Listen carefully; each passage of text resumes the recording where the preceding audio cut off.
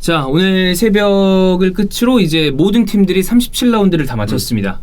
마지막 라운드 하나만 남았어요. 그렇죠. 뭐 이따가 저희가 또 영상이 붙어 나가겠지만 유로파 리그랑 챔피언스 리그 이게 이제 어느 정도 정리가 됐습니다. 토트넘은 유로파 리그 가능성이 끝나지는 않았어요. 그렇죠. 근데 현실적으로 좀 쉬운 상황은 아니다. 어쩌면 유로파 컨퍼런스도 어려울 수 있다. 그러니까 이게 뚝 떨어질 수도 있어요. 그쵸. 자, 그 상황에 이렇게 된 거는 어제 아스톤 빌라전을 홈에서 치렀는데 졌어요. 그리고 우리가 오늘 하려고 하는 얘기는 이 그 현지 카메라의 샷을 보면 현지에서 지금 어떤 얘기를 하고 있는지 추측할 수 있잖아. 그쵸. 그리고 중계 때는 현지 코멘터리가 들어오잖아요. 저희도 열어놓으면 화면 보면서 같이 얘기하는 경우도 그렇죠. 있고. 해리케인에 대한 얘기를 안 할 수가 없죠. 케인에 대한 이 샷도 계속 있었고 보니까 끝나고 난 다음에 이 박수 치면서 도는 게 네. 약간 심상치 않다라는 느낌이 조금 들긴 했습니다. 그렇죠. 경기 원샷 비중이 시작할 때부터 케인이 계속 비춰졌잖아요. 어쩔 수 없지. 근데 점점 어쩔 수 없이 레귤론에 많이 비춰지더라고요. 노골적으로 레귤론 원샷이 많이 잡혔는데 네. 역시 이 경기의 테마는 케인이었습니다. 케인이었습니다. 특히나 빌라전이 이제 경기 들어갈 때 경기장에 계속 현지 관중들이 해리케인 응원가를 연호했대요. 그리고 이제 해리케인 남아달라 이런 어떤 네. 플래카드도 있었고 그랬어요. 그렇죠. 그만큼 이제 팬들 입장에서는 잔류가 좀 간절하다.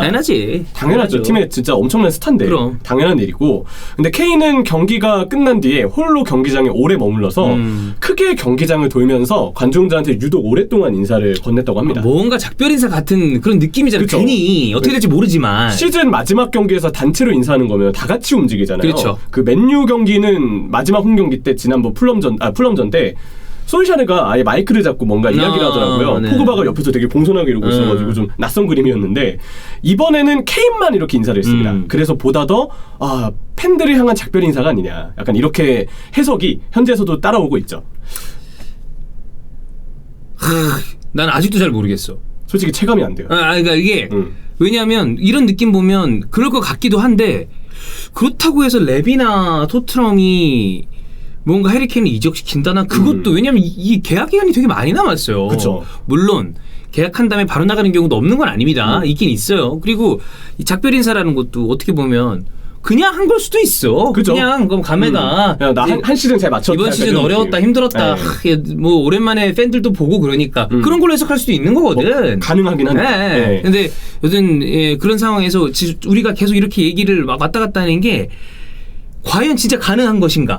내가 보기에 케인이 뭔가 마음이 가고 싶은 마음이 어느 때보다 큰 것 같다고 생각이 들긴 해요. 그렇죠. 그래서 우리가 좀 살펴봐야 될 거는 지금도 여전히 실시간으로 케인의 이적서의 보도는 나오고 있습니다. 업데이트가 되고 있습니다. 근데 아무래도 정황상 어려울 거라고 보는 시선이 좀 더 많아요. 그치? 근데 우리도 마찬가지로 어려워 보이는 이유들을 일단 보긴 하겠지만 한편으로는 어쩌면 케인의 이적이 성사될 수 있는 경우가 변수로 딱 2가지 정도는 지금 예상이 되거든요. 그래서 그것까지 같이 살펴보는 방향으로 좋아요. 하나하나 소개를 하겠습니다. 예. 일단 파브리지오 로마노가 케인이 토트넘을 떠나고 싶어 한다는 게 확인됨이라고 먼저 얘기를 전했어요. 근데 세부적인 내용이 있는데 구단에 케인이 공식적으로 이적 요청을 하진 않았다. 그래. 직접적으로 떠나고 싶다고 하지도 않았다. 그러나 구단과 해결책을 찾길 바란다라고 했습니다. 그러니까 본인이 아마 이런 거 바깥으로 얘기를 탁 하기가 쉽진 않을 거예요. 토트넘을 애정하는 선수니까. 그렇지. 그리고 공식적으로 이렇게 얘기를 했다는 거는 결국엔 그거는 끝까지 가겠다는 건데 그런 방식을 바라진 않을 거라고 생각해. 그쵸. 다만 나의 의중이 이러니까 방법을 찾아보자 좀. 이제 트로피 못 따는 것도 아쉽고 나도 어쨌든 챔피언스리그 경력이 끊기는 것도 아쉽다. 그치. 그래서 같이 뭔가 방향을 찾아보자. 그리고 이 얘기한 것 같아요. 뭐 이따가 우리가 얘기를 하겠지만 자기네 기준으로 국내 잉글랜드 내 이적인지 바깥이 이적인지 그것도 아마 또 화두가 될 것이고. 그렇죠. 그런 부분도 이제 따져야 되니까. 토트넘의 입장은 당연합니다. 케인을 팔지 않겠다. 레비 회장도 마찬가지의 입장인 것 당연할 같고. 거야.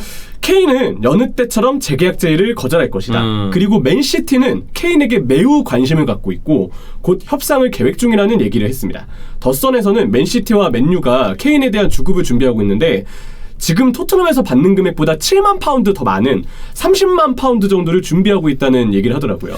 모르긴 몰라도 모르겠어요. 이 케인이 지금 수령하는 주급이 적은 주급은 아닙니다. 사실 그렇죠. 근데 30만 파운드라는 게 그렇다고 해서 잉글랜드 최고 수준까지는 아니에요. 적어도 더 받는 선수들이 아마 제가 있는 걸로 기억을 하는데 뭐 최고 수준 정도지만 1위는 아니다 이거야. 아니다. 근데 그것도 결국엔 케인은 트로피가 필요하다라는 그쵸. 어떤 여러 가지 정황을 좀 보여주는 것이 아닌가. 네. 근데 결국 이렇게 우리가 얘기를 해봤지만 우려되는 부분들을 여기서도 쉽게 찾을 수가 있어요. 첫 번째, 결국 이적료가 문제입니다. 지금 시국에 과연 1억 5천만 파운드를 누가 지불할 수 있을까? 이게 1번이라고 봐. 결국에 돈 문제 해결되는 게 중요하다. 해외든 국내든 그러니까 자기네 국내든 잉글랜드든 무조건 돈이 문제다. 그렇죠. 이적료. 1억 5천만 파운드. 우리나라 돈으로 2천억이 넘는 금액이기 때문에 그게 있습니다. 이 맨시티가 돈을 굉장히 많이 쓰는 클럽이죠. 그죠. 근데 이 팀이 참 특이하게 한 선수에 1억 파운드 넘게 쓴 적이 내가 기억하기로 없어요. 그렇기는 해요. 그러니까 1억 파운드, 1억 5천만 파운드 이런 게 아니라 한 7천, 8천 정도짜리를 여러 사는 그런 느낌이야. 그러니까 아마 자기네들도 기준이 있지 않을까라는 생각을 그냥 한 적이 있는데 한 방에 메가딜이 없죠. 맨유의 포그바라든지 그렇지. 파리의 네이마르라든지 이런 사례는 없으니까. 맨시티는 충분히 그런 돈을 쓸 수 있지만 그런 딜보다는 그거보다는 약간 낮은 수준의 그렇다고 해서 뭐 싼 금액은 아니지. 근데 그런 선수가 좀 여럿 들어오는 그런 느낌이 있었는데 이거는 그 기준으로 본다면 액수가 본인들이 여태까지 해왔던 딜보다는 훨씬 크다. 그렇죠.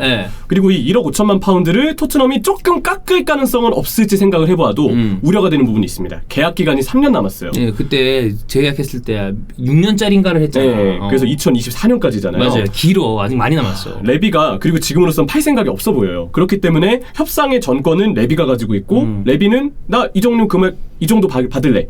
그러면 이거를 이제 수그러들 이유가 전혀 없는 거죠. 세 번째, 케인은 구단과의 관계를 지금 깨고 싶어하는 생각이 없습니다. 맞아, 이게 커요. 본인이 절제된 행동을 취하려고 하기 때문에 어쩔 수 없이 케인도 무리할 것 같지는 않다. 결국 이적료는 여기서 깎일 일이 그만큼 적어진다라는 걸 말해주는 거고, 네 번째 우려점은 월드컵을 앞두고 있어요. 그렇지. 일단 본인도 1년 뒤 딱 내년에 있을 월드컵을 대비하기 위해서라도 소속팀 문제는 웬만하면 일찍 해결하는 게 낫습니다. 그 지난번에 스카이 스포츠에서 나온 정보를 보면 유로 본선 들어가기 전에 최대한 뭔가 소속팀 정리를 끝내고 싶어 한다는 얘기도 있었잖아요. 올해 유로가 있잖아. 그러니까 이런 경우에 그런 게 많아요.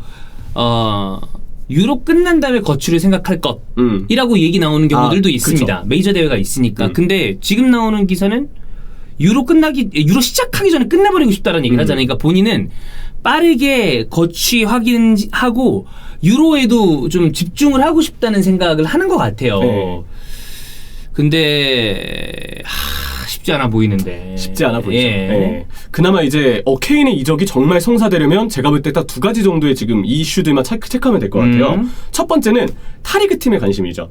레비도 프리미어리그가 아닌 타리그 팀으로의 판매는 어느 정도 열려있을 가능성이 있으니까, 그래서 일단 첫 번째는 타 리그 팀들이 얼마나 케인에게 관심을 가지냐, 이게 일단 중요할 것 같거든요.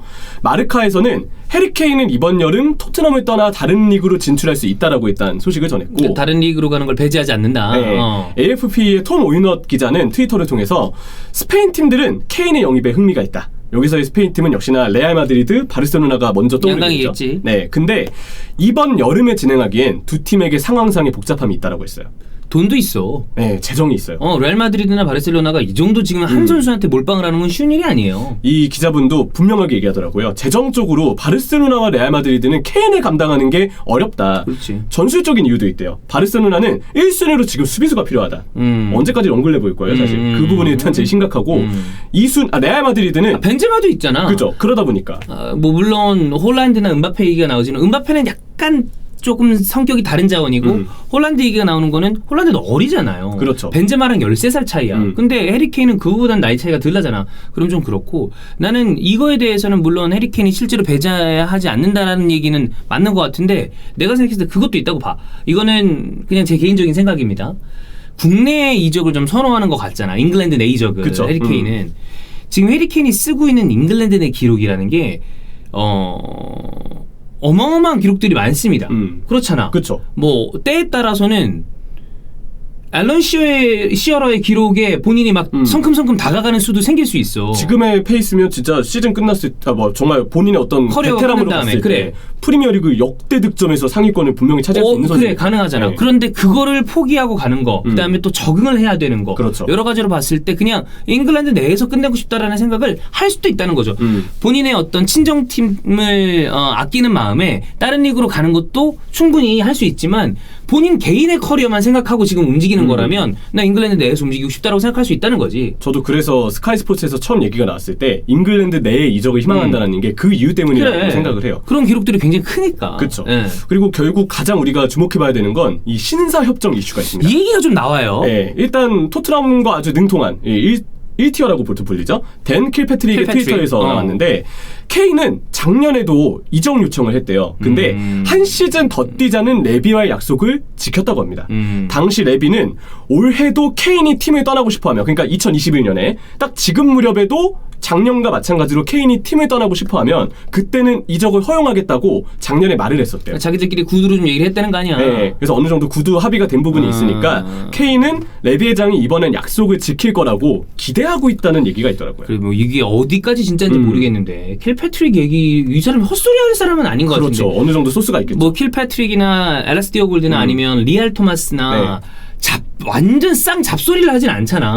리알 토마스는 뭐 아주 유력한 사람 중에 하나고. 그래서 완전 거짓말일까 과연 이런 게. 그리고 이게 정말 사실이라면 레비는 사실 약속을 왠지 어길 수도 있겠다는 생각도 좀 들긴 하거든요. 그치. 그때 그런 거 있잖아. 그때는 맞고 지금은 틀리다.